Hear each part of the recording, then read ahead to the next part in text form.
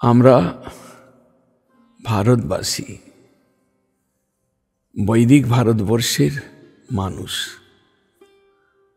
ভারতবর্ষ এমন একটি পুণ্যভূমি যে স্থানে বেদের প্রভাব রয়েছে, প্রচার রয়েছে, বেদের মান্যতা রয়েছে। বেদবিহিত ধর্ম মেনে চলবার লোক রয়েছে। সেই বেদেই বর্ণাশ্রম ধর্মের কথা রয়েছে, যেটা শ্রীমদ্ ভগবদ্ গীতাতেও কৃষ্ণ উল্লেখ করেছেন অর্জুনের কাছে, চাতুর্বর্ণং ময়া সৃষ্টম গুণ কর্ম বিভাগস। মানবের গুণ, স্বভাব এবং তার কর্ম অনুসারে তাদেরকে 4টি বর্ণ এবং 4টি আশ্রমে ভাগ করা হয়েছে। ব্রাহ্মণ, বৈশ্য, ক্ষত্রিয়, শূদ্র, 4 বর্ণ, এবং ব্রহ্মচর্য, গৃহস্থ, বানপ্রস্থ এবং সন্ন্যাস, 4টি আশ্রম। এই যে 4 বর্ণ এবং 4 আশ্রমের মানুষ, তারা ভারতবর্ষকে ব্যাপ্ত হয়ে রয়েছে। কিন্তু তারা বেদ মানেন, তাই তারা ভারতবর্ষের সেই সকল সিস্টেমগুলোকে মেনে চলেন। সৃষ্টির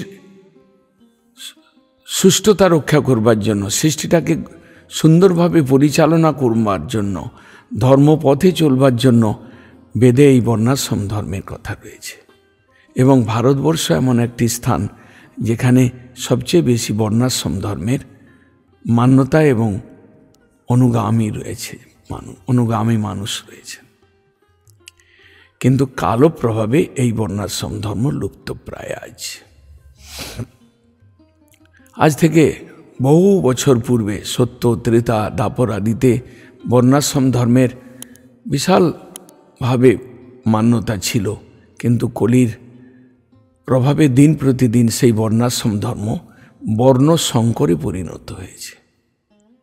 এইরকম একটা সময়ে ভক্তি সিদ্ধান্ত সরস্বতী প্রভুপাদ এলেন, আবির্ভূত হলেন। গৌর বাণী মূর্তি রূপে প্রচারক হয়ে তিনি এলেন। চৈতন্যদেবের বাণী প্রচার করবার উদ্দেশ্যে মহাপ্রভু তাকে পাঠালেন। তিনি এসে এই বর্ণাশ্রম ধর্মের যে একটা ছিন্ন ভিন্ন অবস্থা, ক্ষয়িষ্ণু অবস্থা দেখে তিনি কি করলেন, দৈব বর্ণাশ্রম ধর্ম তৈরি করলেন।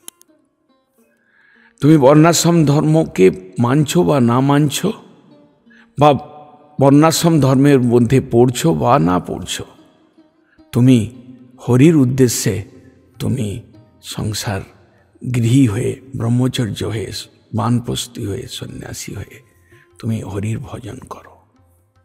হরির ভজনের উদ্দেশ্যে যে বর্ণ এবং আশ্রম প্রাধান্য লাভ করল, সেটা প্রভুপাদের সৃষ্টি। প্রভুপাদ তিনি প্রত্যেক শ্রেণীর লোককে, যারা যারা একদম বর্ণাশ্রম ধর্মের ধ্বজা উড়িয়ে দিয়ে যারা পশুর মতো জীবনযাপন করছিল, তাদের পাশবিক বৃত্তিকে প্রশমিত করে, তাদেরকে হরিভক্তিতে লাগিয়ে, তাদেরকে কৃষ্ণ নাম জপ করিয়ে, তাদেরকে সাধু সঙ্গ করিয়ে, তাদেরকে রামায়ণ, ভাগবত, গীতা আদি পড়িয়ে তার মধ্যে ফেলে তিনি প্রকৃতপক্ষে ভজন অনুকূল এক সন্ন্যাসী বা ব্রহ্মচারী বা গৃহী তৈরি করলেন এবং নাম দিলেন দৈব বর্ণাশ্রম। ভগবত ভজনের অনুরোধে আমাদের গৃহস্থ, ভগবত ভজনের জন্য আমি ব্রহ্মচর্য যাপন করছি, ভগবত ভজনকে সঙ্গে নিয়ে আমি সন্ন্যাসী। আমি কেবল জ্ঞানী নই, আমি ত্যাগী, সন্ন্যাসী, আমি কৃষ্ণ ভক্ত। এই যে ভক্ত তৈরি করবার জন্য যে একটা বেসিক, বেদের বেসিক প্রিন্সিপালগুলোকে ঠিক রেখে তিনি দৈব বর্ণাশ্রম তৈরি করলেন, তাতে মানব আকৃষ্ট হল। দেখলো, এটা তো ভালো কথা।